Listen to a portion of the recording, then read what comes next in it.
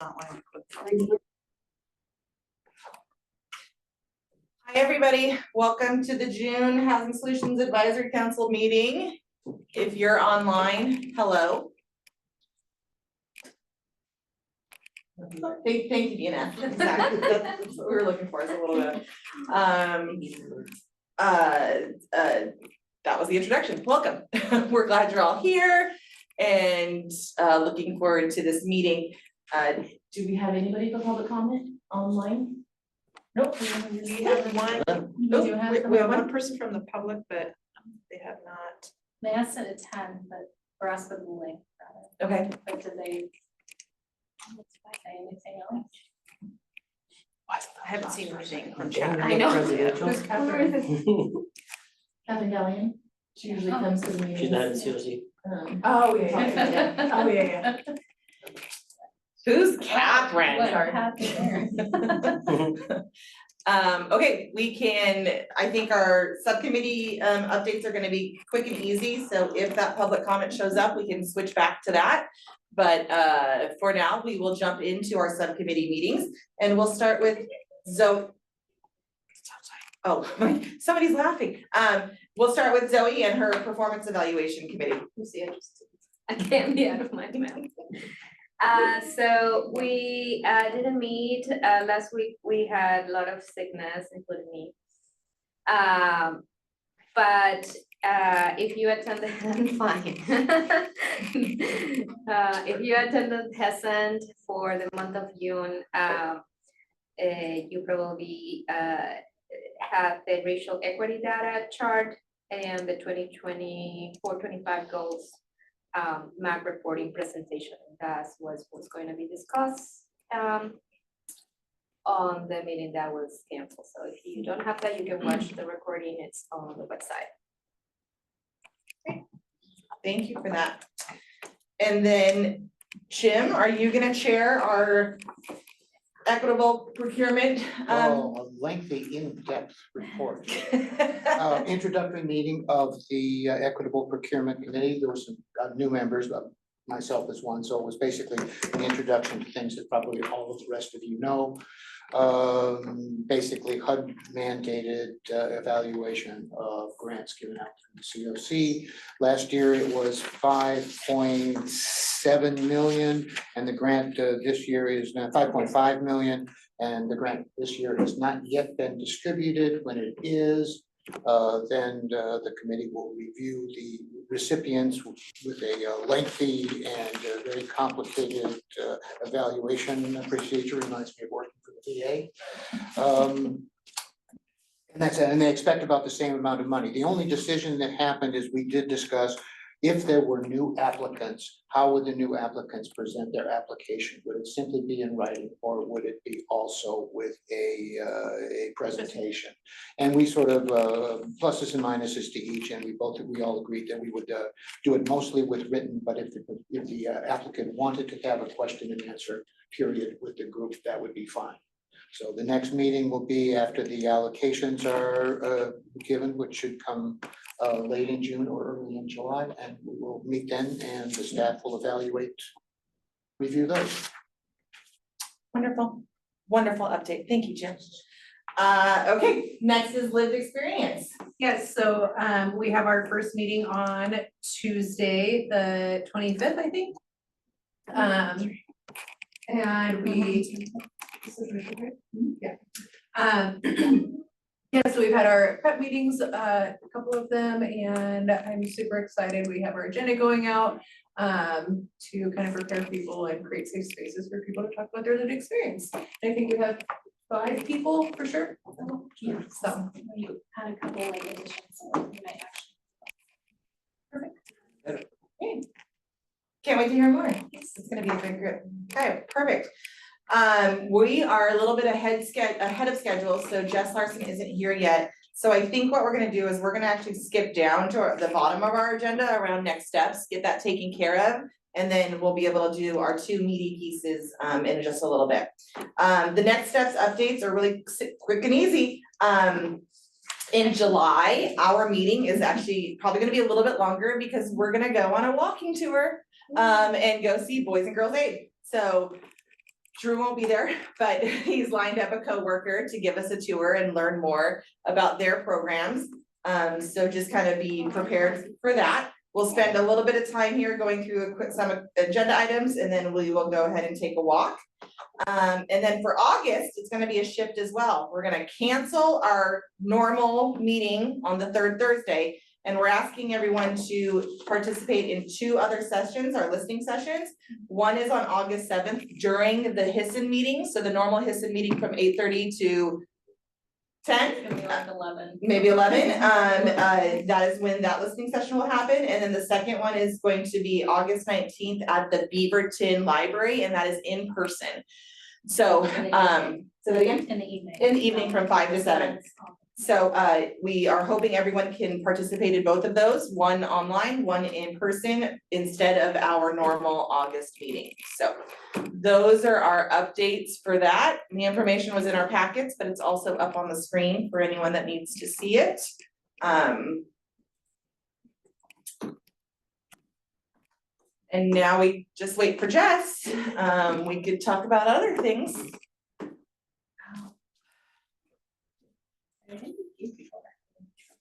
Yeah, getting messages. I'm happy to go. Yeah. You wanna go? We'll Yeah, switch it around? housing. Perfect.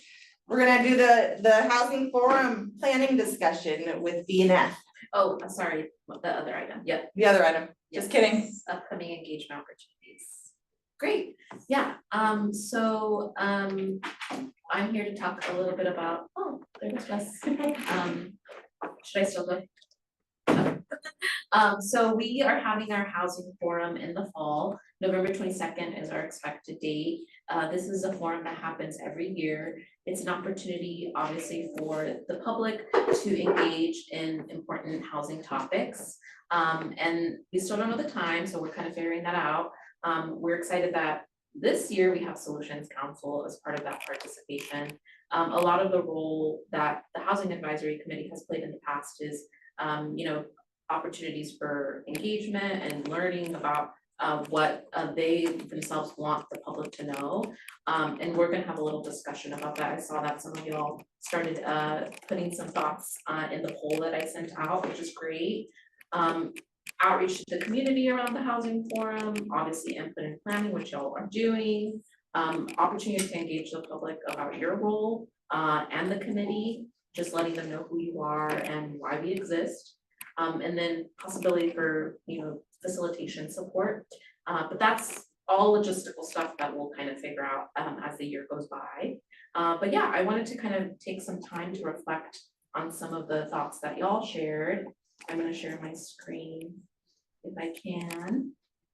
There it is. You should have permission. Okay. Sorry, someone else was sharing. Okay. And if you didn't get time to share or your input, you'll have some time here. So actually, let me make this a little bit bigger. I don't think I Yeah. I sent it out in an email. I can resend it. Yeah, so if you want to right now, you could use the QR code, or you can go to menti.com and use the code up there, and you're able to follow along at the same time. But if not, that's why we're here, we're having a discussion. So I had asked the group, what topics or themes interest you as a potential topic for the housing forum?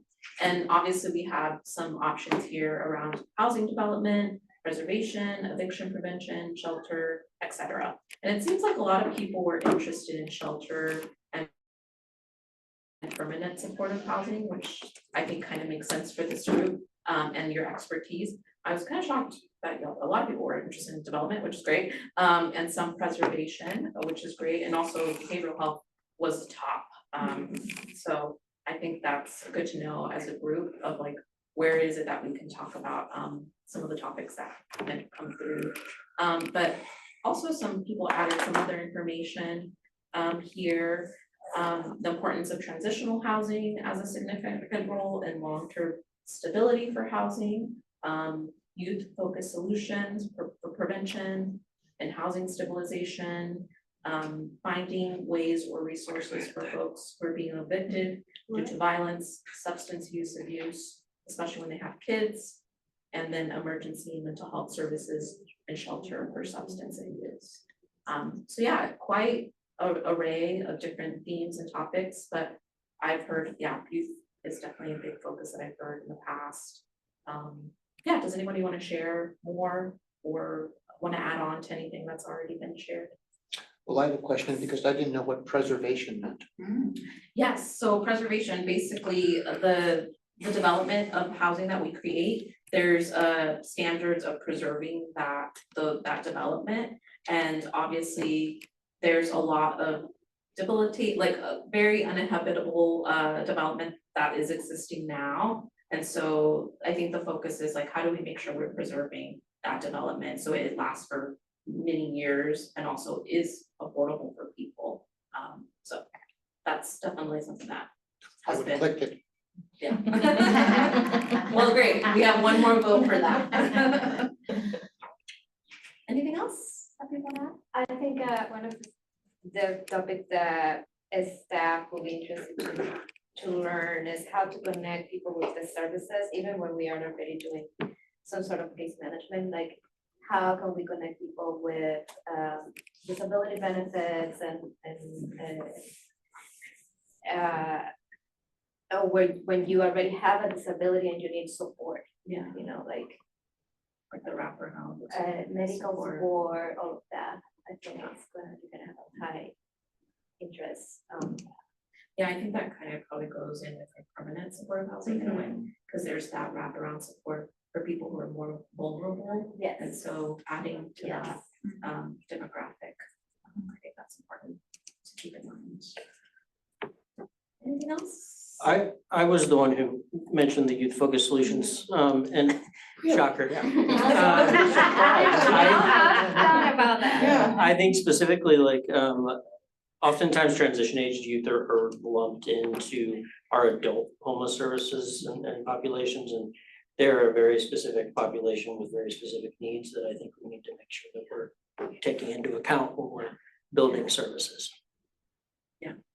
That's good to keep in mind. Able. My brother's names. Evan.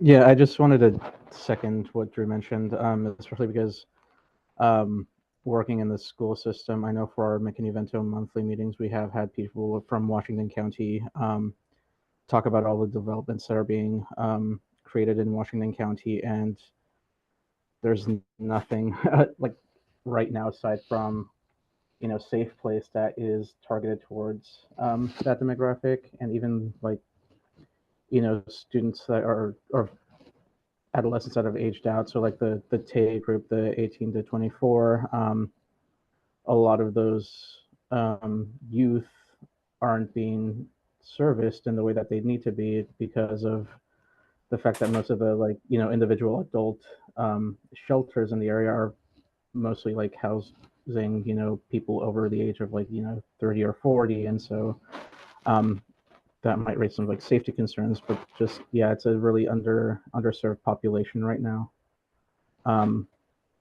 Just knowing from experience, we've had a couple of seniors that we've worked with here in Hillsborough that we helped them out go through the Community Connect process, but they were kind of just left in limbo, and so advocating for more youth-focused solutions, as Drew mentioned, would be greatly appreciated. Thank you. Okay. All great information. Thank you for sharing.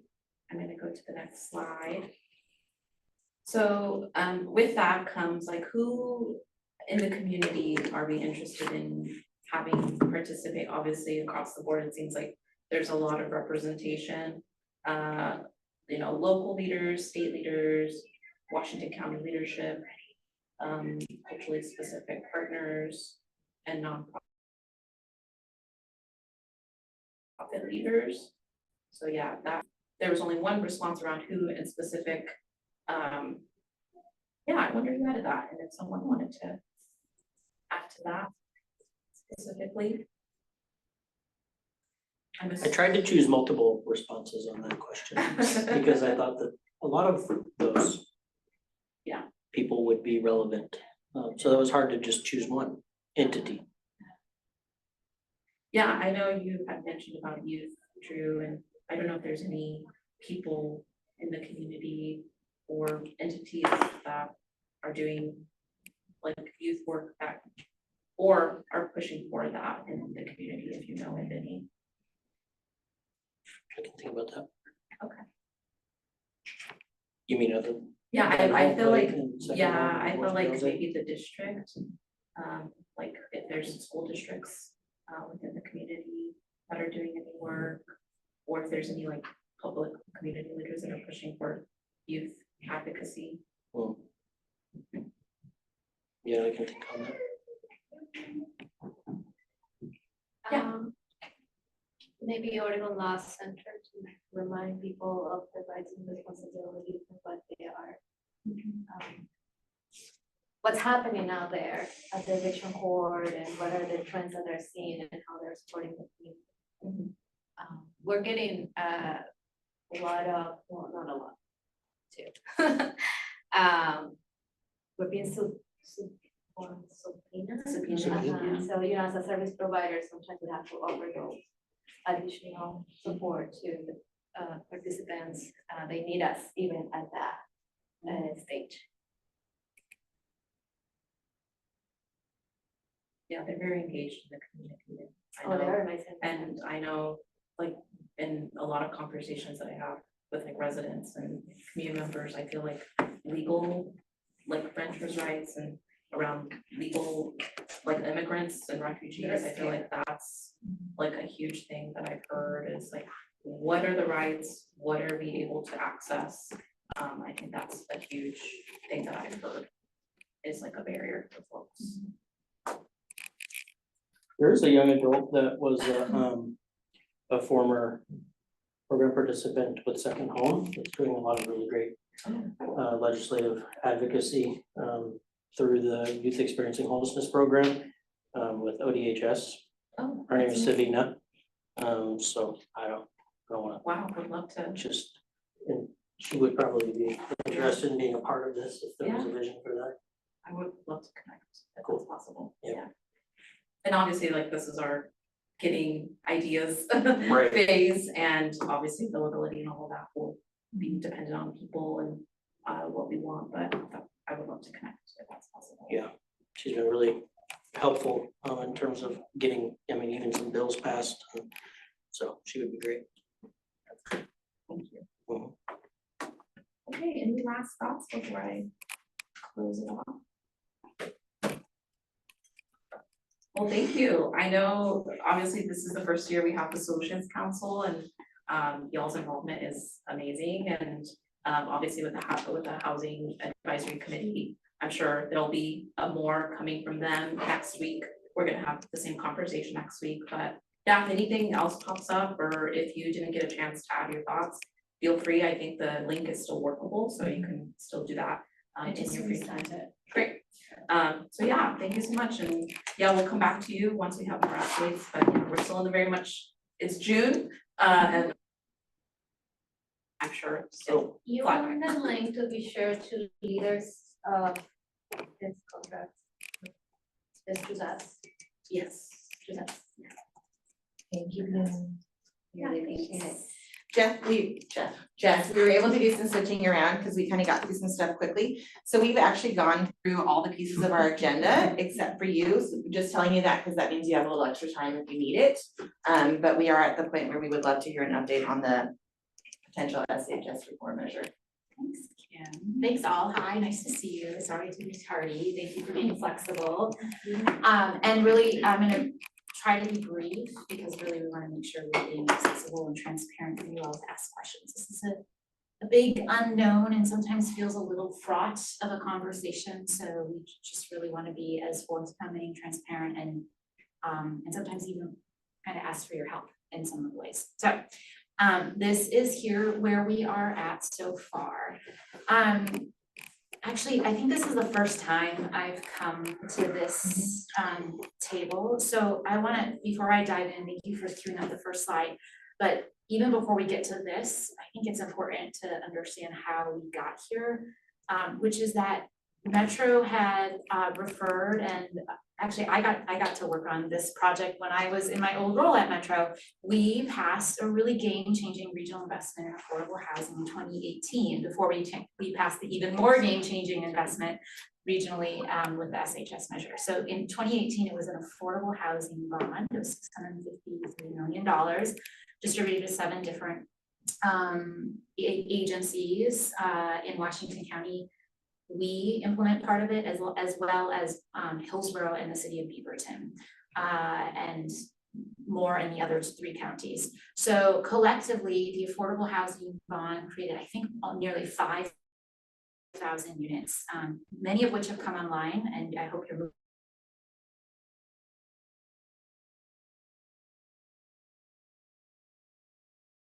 moving people into the apartments now, still under construction, and will be growing interest and pressure and concern that we needed to keep that pipeline of affordable housing development underway, and all of the $653 million had been allocated.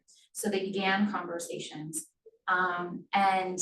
what kind of quickly and surprisingly emerged was the notion of redirecting supportive housing services funds to be used to develop affordable housing.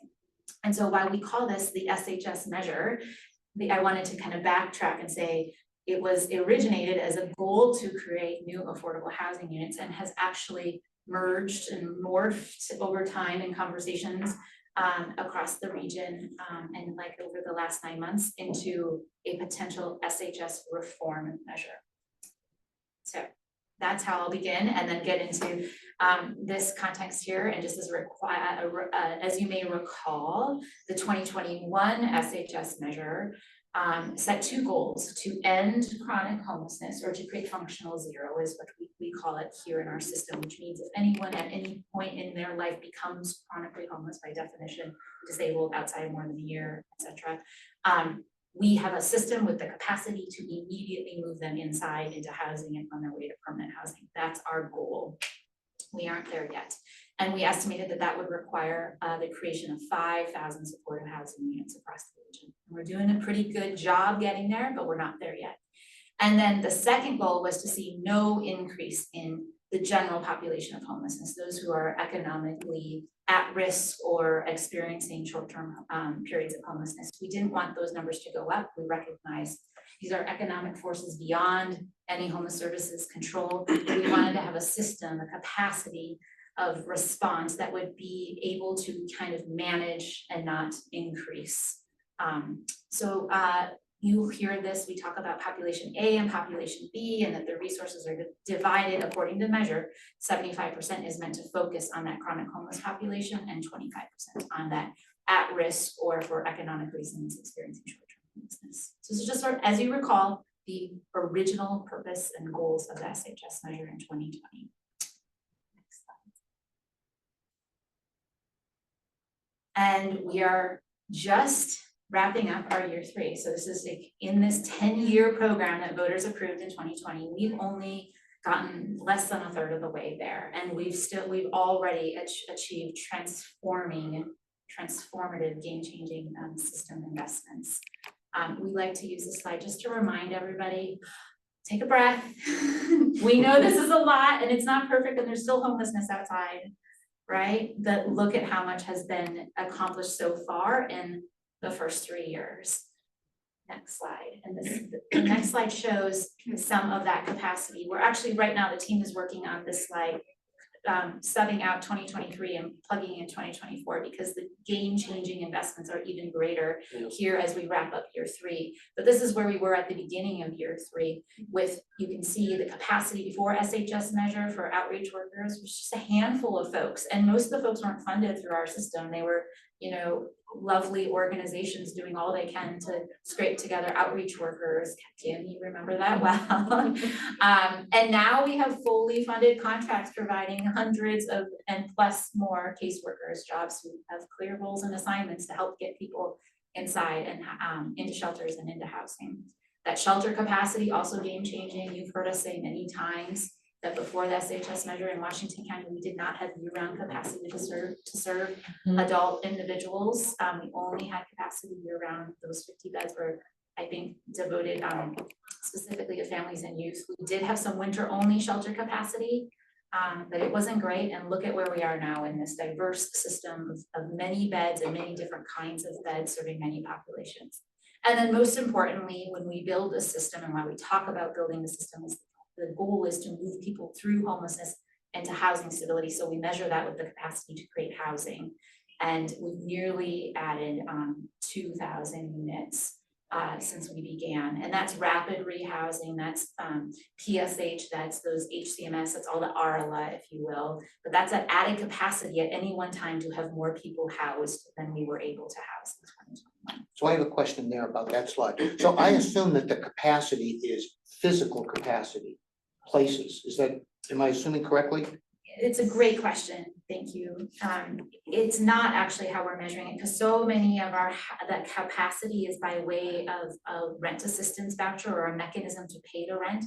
And oftentimes people go take that voucher and they go find the housing unit in the market. Okay. So our caseworkers are working out in the average market looking for 1 and 2 bedrooms, so they can use that voucher to pay the rent assistance to make it affordable for that household. So we actually don't own the property, it's not held by a nonprofit or something, but it's still, we have that voucher permanently funded. So if that household graduates or they no longer need it, we can divert that capacity and house another household in waiting. So it's basically improved use of housing capacity that already exists. It's improved in that it's the tool to make it affordable to households who would not otherwise be able to afford market Got it. housing. Okay. Yeah. Good questions. So this is where we're at, or kind of where we're at. We're gonna have a better slide soon here, but game-changing system capacity in those 3 years. Next slide, please. And we've learned a lot in these 3 years of building out our programs. One thing we wanted to stress, because as I said earlier, this conversation began with the assumption that, oh wow, look, the SHS measure is gathering a lot more revenue than we first expected. We'll just use that funding and also build affordable housing with it. And we wanted to say, hold that, slow down, let's talk about what that actual revenue difference is, because we also know while it's collecting more revenue, the world of costs, inflation since 2021 has been game changing too. So here's just 2 data points. When the initial measure was conceived, the goal to achieve 5,000 supportive housing units was based on estimated costs in 2020, that it costs about $10,000 a year to pay for rent, to make that market rate housing affordable to a low income household or a household with no income, in fact. And about $10,000 a year to pay for that case manager to wrap those services around and help them be stable in that housing.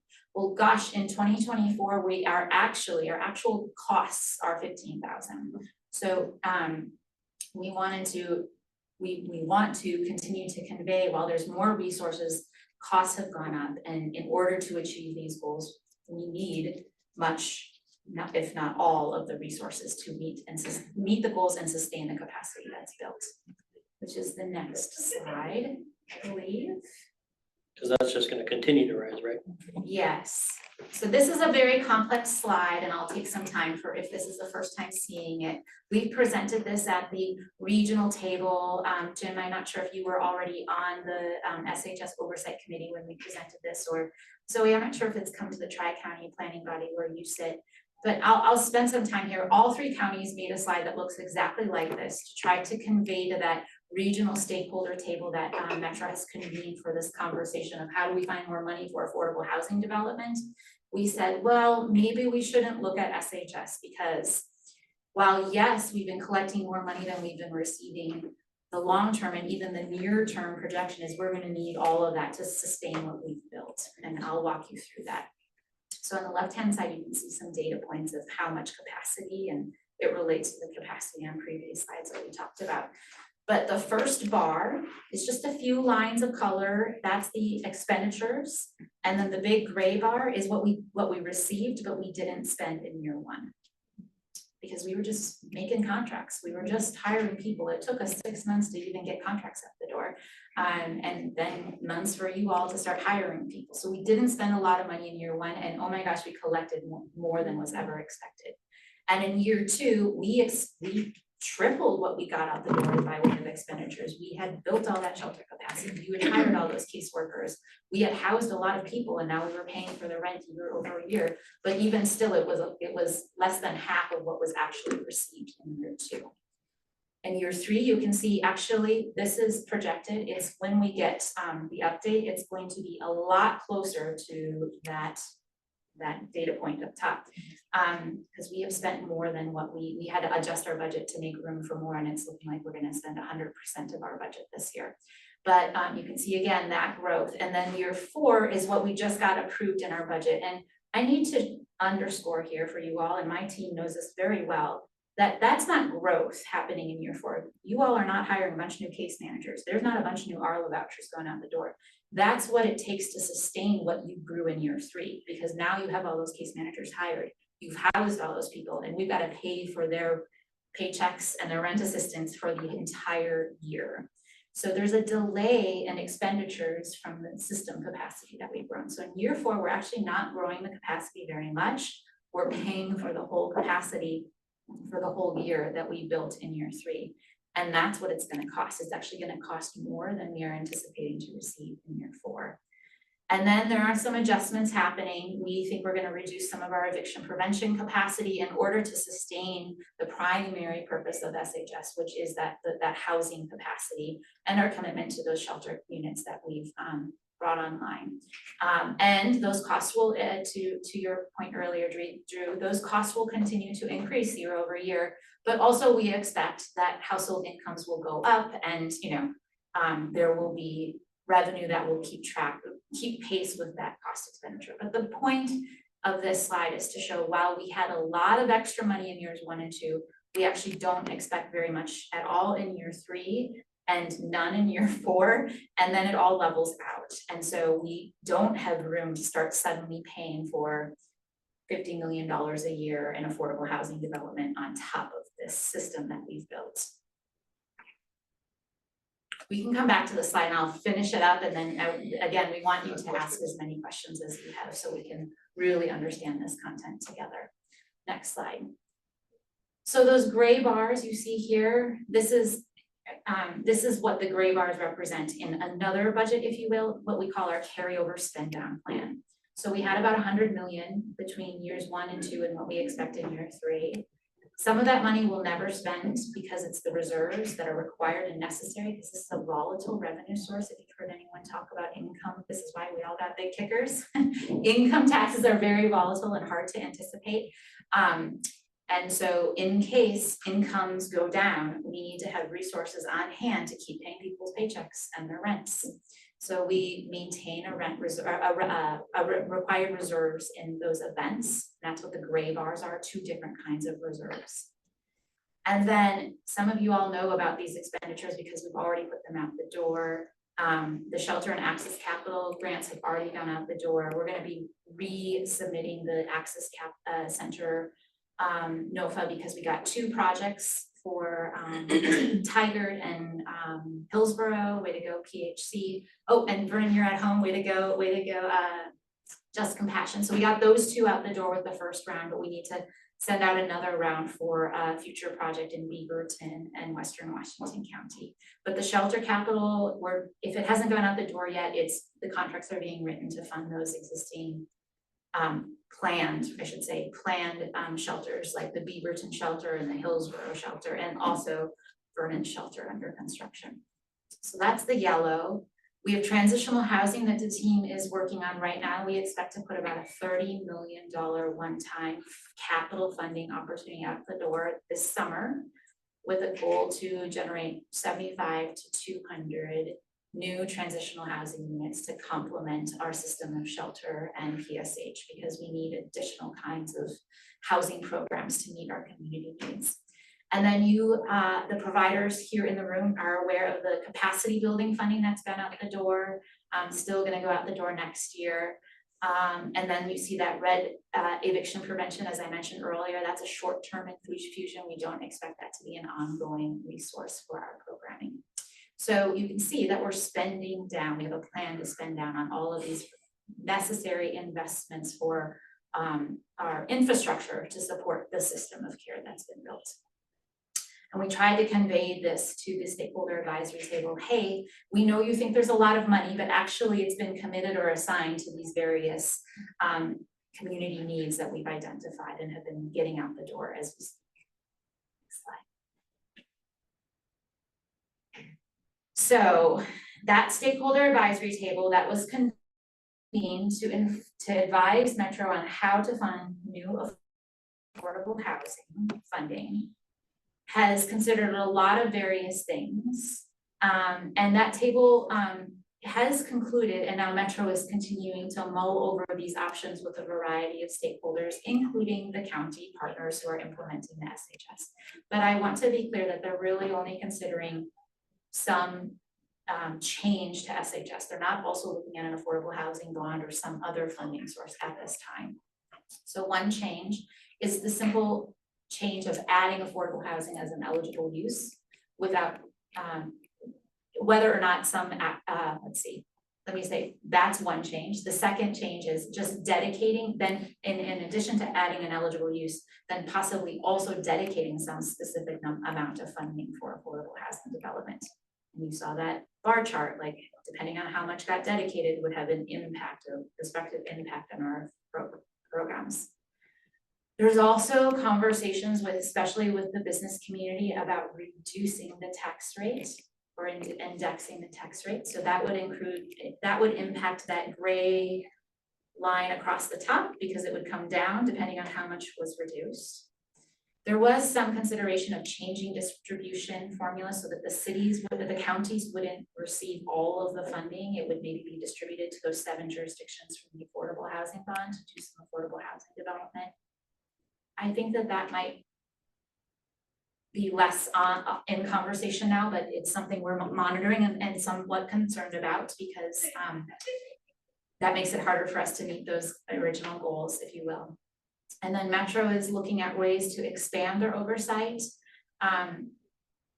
Jim, I invite you to say more about this, but I think there's been sentiment at the oversight committee and with Metro that there are some counties that aren't succeeding and wanting to have more strength or control mechanisms to have an impact on their implementation. Washington County is by large seen as a very successful partner.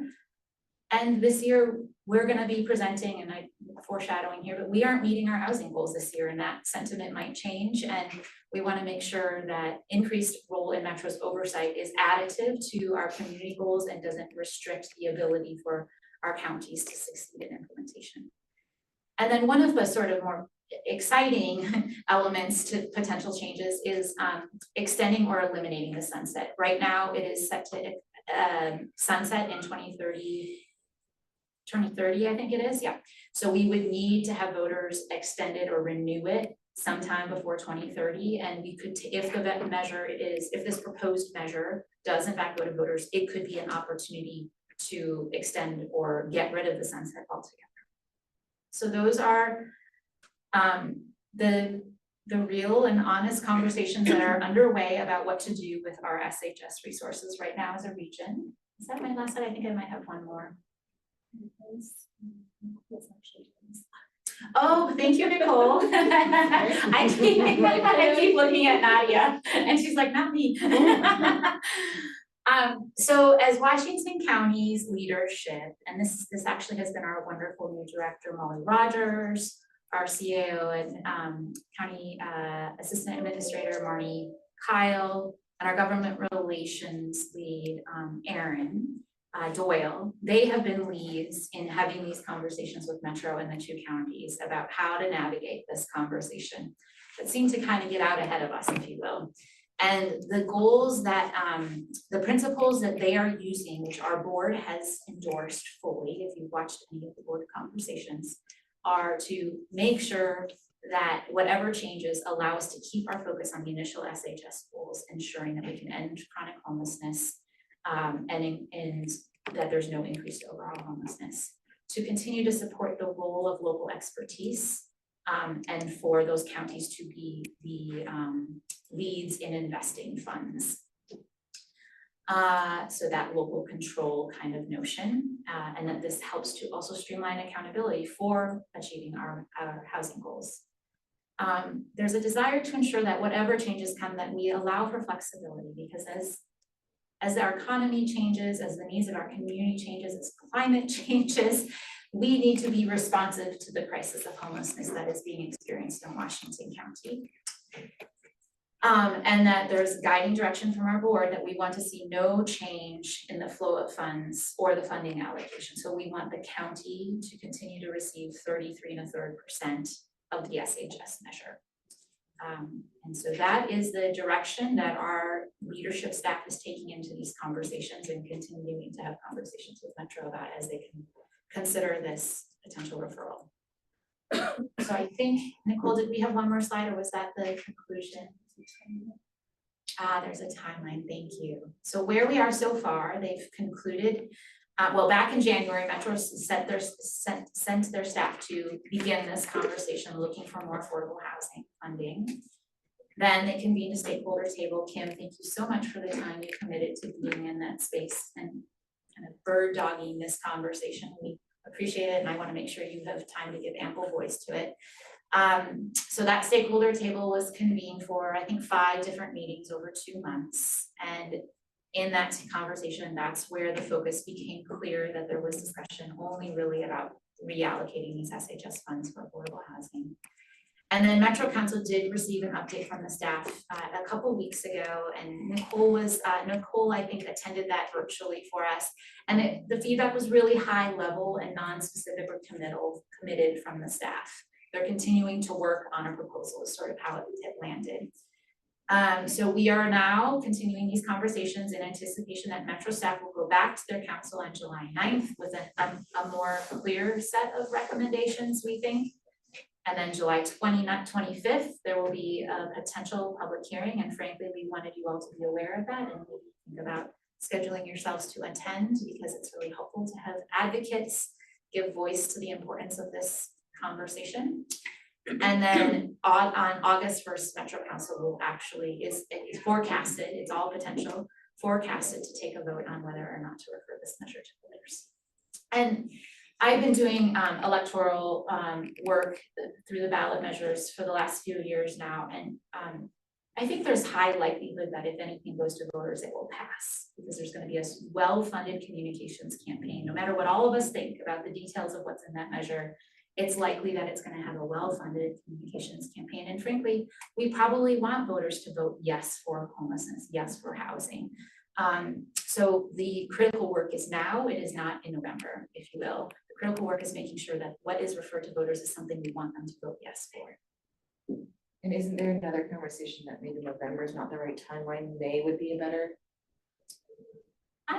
I'm not sure that I've been hearing that recently. Okay. There's been lots of stuff through this whole process put on the table, and has it stuck? Right, you know, it changes a lot. Nicole, did you hear any of that feedback in the June 11th presentation to the Metro Council? Oh, your audio is not quite working. What about this microphone? Yes, perfect. All right, sorry for that, folks. We did hear some conversation in Metro Council, rather at the stakeholder table, about potentially pushing back the timeline. There's quite a bit of urgency from Metro Council to be responsive to what they're hearing from advocates to act on making resources available for affordable housing. So I don't think it's likely that they would push it back to May, though a number of proponents of SHS have pointed out, as you saw on the earlier slide, we're 3 months into or 3 years rather into a 10-year program, and we don't quite have the same results we'd want to show voters about the full implementation and impact of the program that we'll even have a year from now.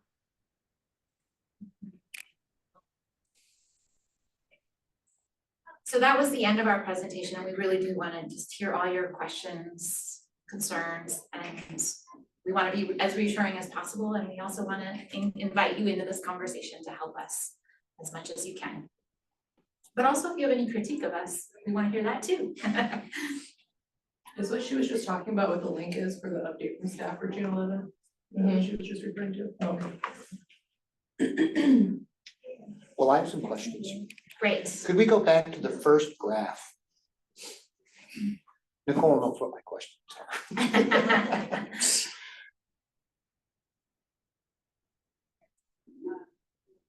So before she even gets to this, you know, as a newcomer to this, Washington County is extraordinarily admirable in what has been created, what has been built, and how effectively it has been done. That doesn't translate to the rest, but it's true. I mean, you look at yourself, this is amazing. And you look to the rest of the metro area, you might not be able to say that same thing. I worked for Multnomah County for years, so it's okay. So my point here is, the point that I'm gonna get to is without increasing the housing stock, life goes on just like we are as is. It has to be done. How it has to be done, I think, is the real question. So the only things that I say here is, in these graphs here, and you explained it a little bit here, but you've made some assumptions on projections. So if you look, for instance, at what I believe the blue is, which is permanent supportive housing, right? Yeah, So it's supportive housing. Okay, what that, the blue represents the case manager and the purple represents the rent that we pay. So you have Got to put it. the two together to get to the supportive housing. got it. So you basically assume, so the blue stays the same and the purple increases. Fair enough? Generally, Okay. you can't see it, but there are minuscule COLAs in the staff costs. Got it. So that's an assumption that the population that requires this is gonna stay the same, which I agree. I think permanent supportive housing is permanent. And these expenses are gonna grow much as you said here. My other question though is are the other ones, the rent support and the shelter things, are they gonna stay the same? And I think to answer that question, I would need to know who's coming in the door. What's happening in the future? We know what we have here. What are we looking at? And I've talked about this with Nicole before. I would love to see a report of who are you people seeing coming in the door? And my assumption is, and I could really be wrong about this is population B. These are people who are economically deprived and may not need the population A support, in which case those numbers would slightly decrease, giving you some addition. Anyway, there's assumptions that are made. And my point is, would the addition of additional supportive housing, like I read in the Oregonian today with somebody who's in the Oregonian today? Oh, I didn't know that. Uh-oh. Does that impact the progression of this graph? And does that change the amount of money that would be affordable for this? And I think, and also I think you said that it's unlikely that there's going to be money available for affordable housing like the bond that came in 2018. That's unlikely to happen. So where's this money going to come from to build this housing that we absolutely need, not only for the people that you're serving, but for the people that you're hiring to serve the people that you're serving. So there, Yeah, I'll shut up now. It's a point well taken, and frankly, it's been a challenging conversation to sit at the table for, because we shouldn't be pitting these two needs against one another. Exactly. It's not a zero sum game. Yeah. Right. Same, I'm thinking about same with the rent assistance. Are you projecting or an indicator of that will increase families or individuals that are on that economic cliff that we're seeing a lot out of the eviction court, and that's because we have that. So I feel like not providing support to that approach will increase. I will totally say that's a projected indicator that we're gonna have more homeless at family homeless at school districts and stuff, because that one payment is sometimes enough. Yeah, they say you may have that large group that is more easily and more affordably taken care of than your purple group that is gonna take up the money. So I agree with, I mean, it seems to me, that's why I would love to see who's coming in the door, because I suspect that that's the case. Economically, people are going to be pushed into a situation that nobody wants. Meaning is population B that's not being supported properly. Or Correct. moving And as one of the Metro Council members said, we don't want population B to become population A. And, so the more that you can take care of upfront with the least money, that seems to be correct. And does the availability of extra housing improve that or not improve it? And I certainly don't know. Well, these are wonderful questions, and this is the ongoing work of this committee that I hope we continue to wrestle with you, because this is the vast majority of our funding. It's not the only funding, and there is the 75-25 split required for the POP A and B, but we can look to other resources. We have Medicaid coming on, we can look, because we need to be doing both. Just like we need to be doing affordable housing development and homeless services, we need to be serving people who are at risk of becoming population B before they become A. And we need to be getting the folks who have been stuck outside for a long time. And I just offer that I think if we weren't having this regional conversation, trying to do a two for both needs in one measure, I think we would instead be having a conversation of, oh my gosh, as awesome as SHS is, it's not enough to meet our need. And so what are we gonna do? Because we've got more people than we can serve, even with this amazing expanded capacity in Washington County. And it is gonna continue, the need is gonna continue to grow, because we're not gonna be able to unfortunately serve everyone in population B enough to prevent them from moving, and youth as well. Unsupported youth who are experiencing homelessness will be homeless adults. Kind of the picture definition of prevention. Right. It is. And I remember, I think it was either you or Abel who shocked me with the number of homeless individuals in the school system. In Beaverton, do I remember that correctly? I might be making that up. But it was an enormous number, and it was the highest in the state. That's impressive.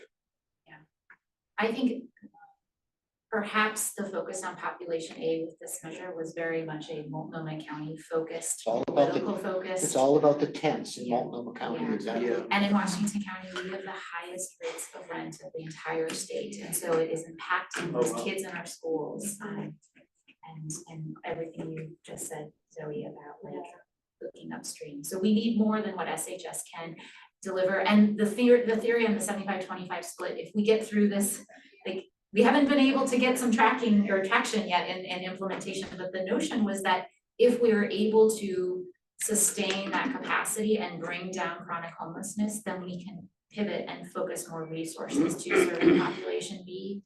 We're just not there yet, and we hope we don't lose some of this traction by losing some of the resources in this conversation. Catherine, I know you think about this stuff all day long too. I want to invite you into the complexities of where we're at and what we're managing for and what our system needs. It's all of the things that have been said are all of the things that we've been saying and thinking about and talking about for quite some time. And the answer is always that we need all of the things, and we continue to try to cover that queen size bed with a twin size blanket, and you pull one way and something else is left uncovered. And that is 100% the challenge. It is complicated, and the worst thing, we need both. It's not, it can't be an either or, it has to be a yes and. But I think that's all I would, just agreeing with all the things. And not forgetting that, again, I'm saying this a lot, that the waiver is not the solution, because not everybody will be able to get that benefit, because you need to have certain eligibility criteria just to be able to have Oregon Health Plan. And if you don't have Oregon Health Plan, meaning if you are undocumented, or if you don't have the status in order to be approved for Oregon Health Plan, and they're doing a great job, now everybody until 21, I think, and then 65, but that there is the middle who work, and they're not able to afford because of minimum wage and high cost of housing, and they're not eligible for Oregon Helpless, meaning not accessing the waiver.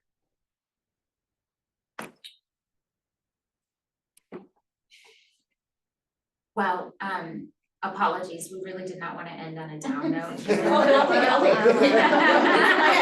it. So it's not a down note really, because to Jim's point, Washington County is kicking ass. Is kicking ass. And I so look forward to this next 12 months with so many things coming online, and I really feel like we just got our feet wet at the end of year 3 here with real understanding of our programs and the funding and our clientele and all the pieces that we're actually now making strategic moves and decisions with that knowledge versus 3 years ago when it was just kind of fluttering along. And so really 25 is just gonna be such a stellar year overall. And I think at the end of next year, we're really gonna be celebrating even more successes and seeing our numbers doing exactly what we want them to do. The number of homeless individuals, decreasing, getting off our streets and all the pieces. So I actually am excited for the next 12 months. I mean, all of it's hard. Oh, I'm gonna cry.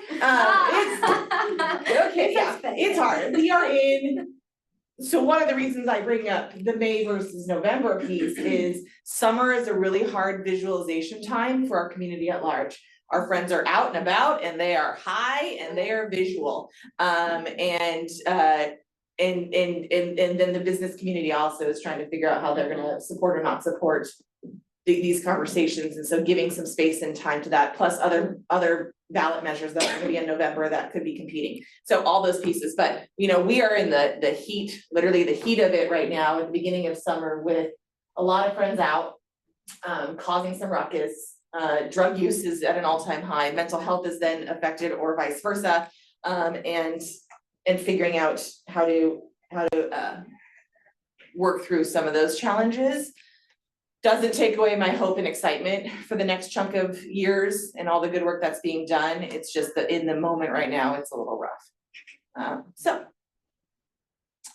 there you go. I think that's really compelling feedback from Metro Councils to hear. Like, this is not the time for big public communications, and how much more traction we could have in just 6 more months. Absolutely. Yeah.